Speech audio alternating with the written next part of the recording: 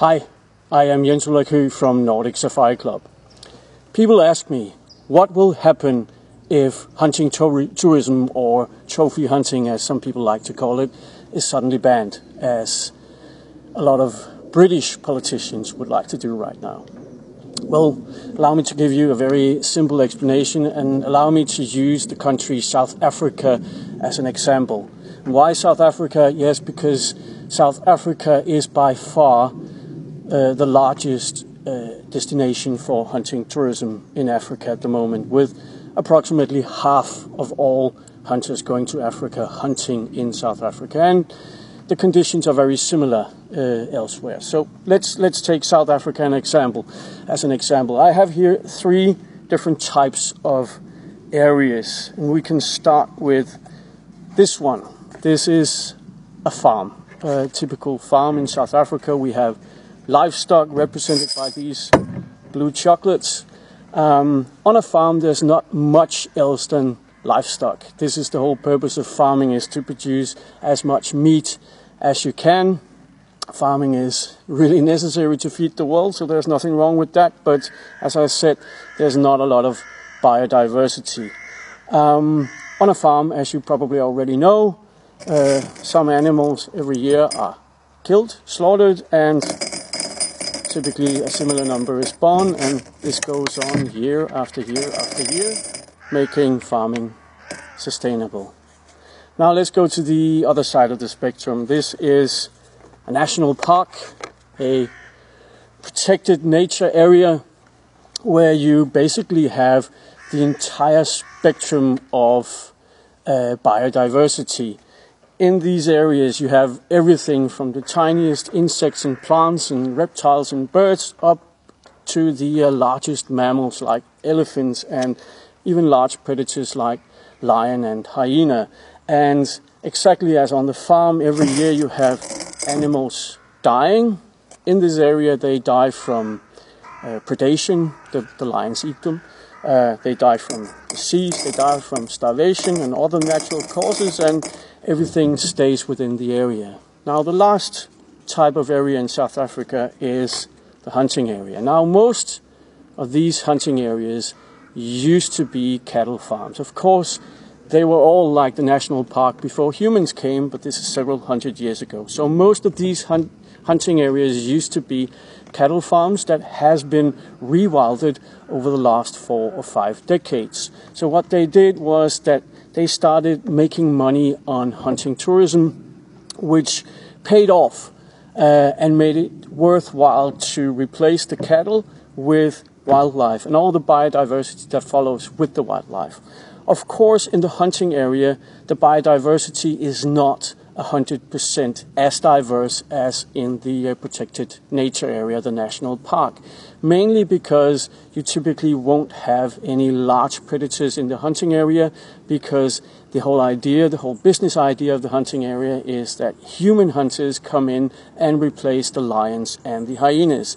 And exactly as in the 2 other areas, animals are killed every year, taken out. In this area they will be used for human consumption, and animals are born into the area every year, making this as sustainable as the other 2 versions.